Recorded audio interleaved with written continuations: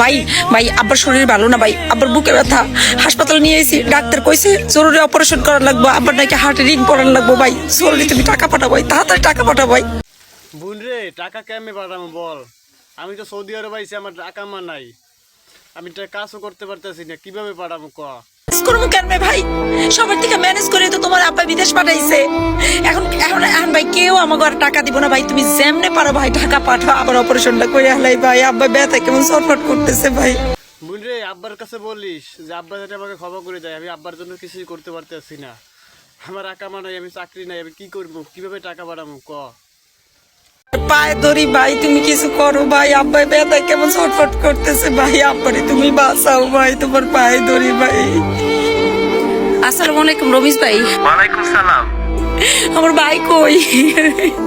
ওর phone বন্ধ কেন? ওরে কোন ফোন চালু করতে?